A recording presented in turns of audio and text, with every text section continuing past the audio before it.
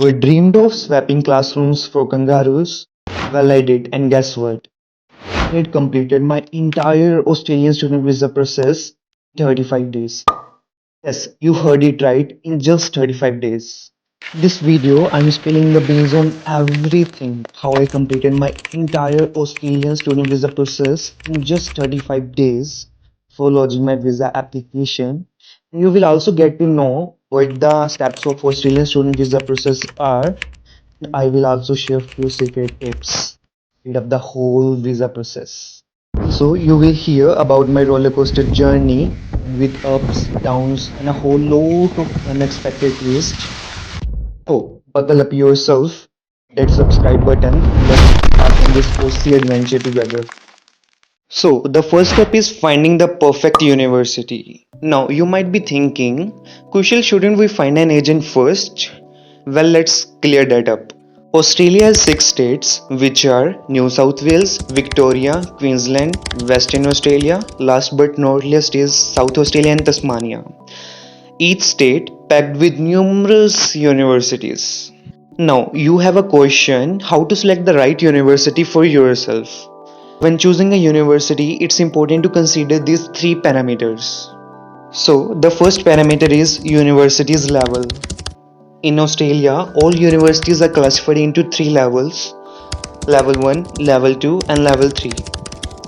Universities in level 1 has highest visa success ratio. However, universities in level 2 has moderate ones, and universities in level 3 has least visa success ratio. I must recommend all of you to select the universities which are in level 1 and level 2. Although it is extremely good if you choose the universities which is in level 1, because universities in level 1 has 100% visa success ratio than universities in level 2 and level 3. And the second parameter is tuition fees. Remember, when choosing a university, consider that level 1 universities are generally more expensive compared to level 2 ones. Therefore, it's wise to select a university that offers a great scholarship and aligns perfectly with your financial situation. Third parameter is your course must be accredited. Accredited courses in Australia are those that have been officially recognized and approved by a governing body of Australia. You might get in trouble in future if you study the course which is non-accredited, and you have to face numerous problems like limited job prospect, lack of industry recognition, no pathway to further studies, and many more. So make sure your course must be accredited in the university in which you will be studying. So moving to the next step, which is finding the right agent or representative. So once you have got a short list of universities, it's time to find the right agent. So there are basically two main ways to do this. First way is direct emailing to university.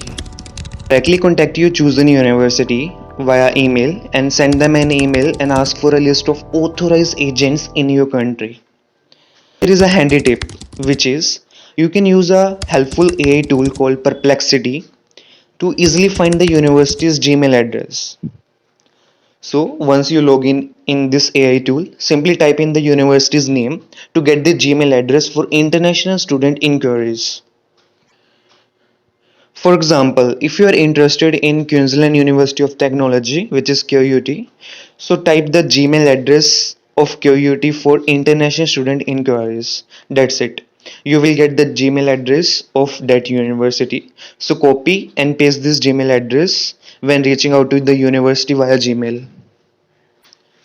When you are writing an email, request for the official representatives or agents in your country who are authorized to submit your application at QUT. You can write something like that. I am interested in applying at QUT, and would you like to tell me the official representatives or agents in my country who are officially authorized to submit my application? I had also did the same. And here are the three official agents agency name that I got straight away. The second way to find the university agents is to use a search engine like Google, Yahoo or Bing.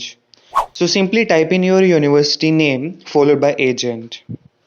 For example, if your university is QUT, you would search for Coyote agent on Google.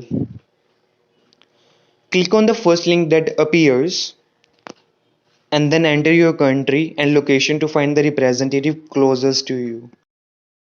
I personally recommend everyone to use the first method, which is direct emailing to the university to ask them the university's official representative in your country, because they will tell you the official representatives or agents who work closer with them. I had also used the first method, which is direct emailing to the university, and got a list of 3 official agents' firm name right away. So moving to the next step, which is step number 3, connect with your agent. So once you have picked your dream university and get the name of the official agents' firm names, it's time to contact them. In order to get the contact details of that agent, simply search the agency's name on Google, click the right link. In this way, you can get their contact details. So simply give them a call and let them know you are keen on studying at this particular university and wanted to apply. Now, moving to the next step, which is step number 4, getting conditional offer letter. So after having a conversation with your agent, the first task that your agent will do is that they will submit the application into that university to get the conditional offer letter. The application process usually takes about 12 to 14 working days to get the conditional offer letter. Pay attention here, Sunday, Saturday, and public holidays are not included into these 12 to 14 working days. But guess what? My agent pulled off a miracle. They submitted my application on April 8th and I got my conditional offer letter on April 19th. That's really lightning fast. Here is a handy tip. After 1 week of applying, ask your agent to send the email to university to assess the application faster. This brings me to the next step, which is step number 5, the GST process. Your agent will need a bunch of documents from you, like ITRs of all sponsors of previous 3 years, business proof or job ID cards, ID proofs including Aadhaar card or PAN card of all sponsors and student, affidavit of support by all sponsors, financial documents, saving statement with balance certificate and certificate of last 6 months, CA report, bank email ID for verification of funds, financial metrics, genuine student test which is GST answers PDF, form 956, passport of all pages color scanned, digital photograph, travel history if any. Typically, this step takes a month or two, but in my case, it was like watching a kangaroo on steroids. My agent collected all the documents on April 19th and my interview got scheduled on April 27th and bam. Next day I got the green light and I cleared my interview. My GST process with interview completed in just 8 days. My GST process is really lightning fast.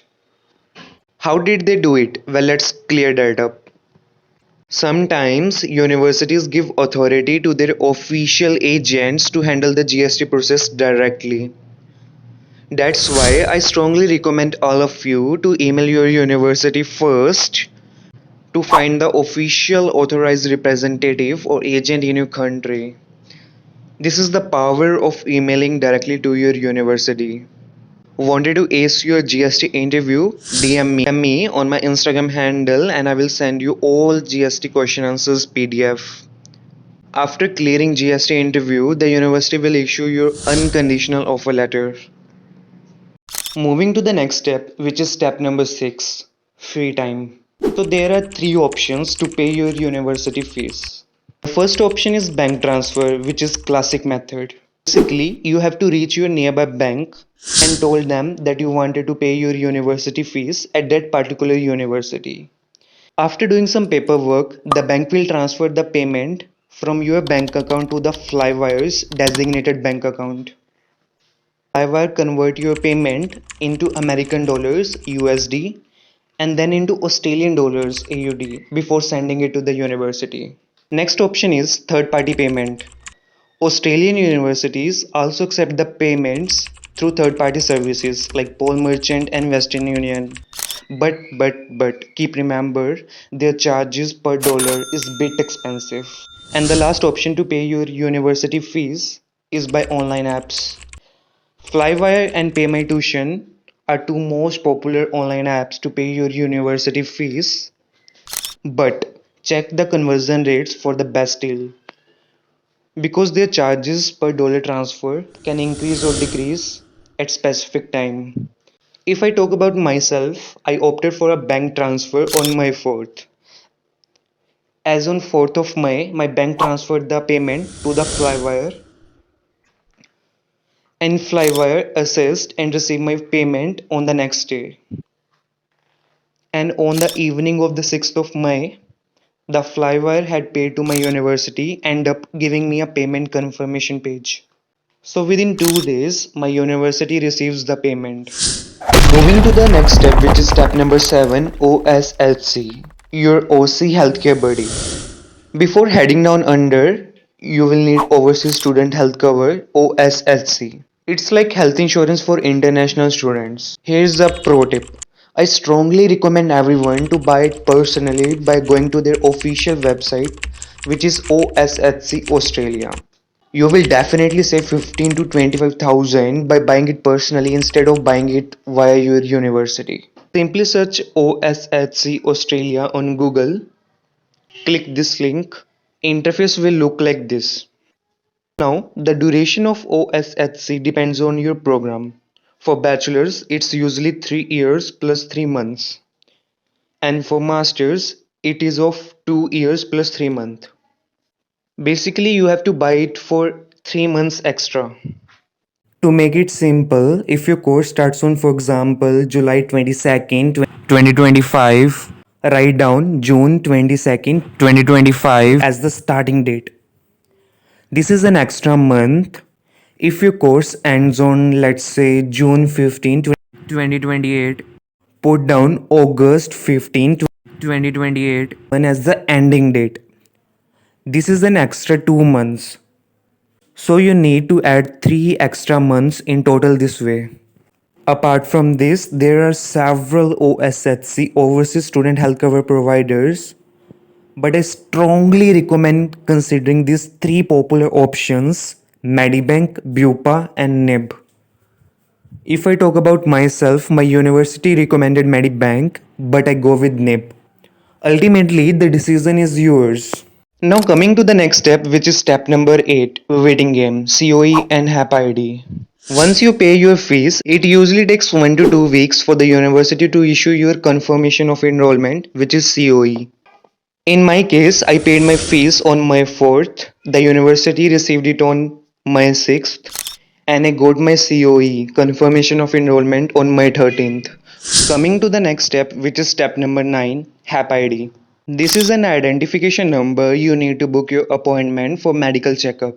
Remember, choose a trusted hospitals which are bonded with the Department of Home Affairs. I will share a link in the description box to help you find them and book your appointment for medical checkup. After clicking the link, the interface will look like this. If I talk about myself, I had choose this one, Mac Super Specialist Hospital, which is in Bathinda. When you are done with your medical examination, you will get a receipt like this from that hospital. Please make a note that the cost of medical examinations for students applying for bachelors or masters program in Australia generally falls between 5,000 to 8,000 Indian rupees. However, students applying for bachelors or masters program in nursing can expect to pay between 10,000 to 14,000 Indian rupees INR due to additional required tests. I highly recommend that when scheduling a hospital appointment over the phone, you must ask them about the specific charges that you are going to be charged by telling them your course. Here is a golden tip. As soon as you receive confirmation receipt that your university has received your payment, ask your agent to schedule your medical checkup right away. After you finish your medical checkup, it takes about 1 to 2 weeks for the hospital to send your medical checkup results to the Department of Home Affairs. If you wait to book your medical checkup until after you receive your confirmation of enrollment COE and lodge your visa application, then the visa officer cannot move forward until they have your health checkup results. That's why I highly recommend booking your medical checkup as soon as you get the confirmation receipt that your university has received your payment. This way, the time it takes for the hospitals to update your result will happen at the same time as your waiting period for the COE, potentially increasing your chance of getting an automatic visa grant, which is also known as auto grant. This way, when you lodge your visa application, these little things can speed up your visa processing because the visa officer won't need to wait for it separately. Remember, staying ahead of the curve is key.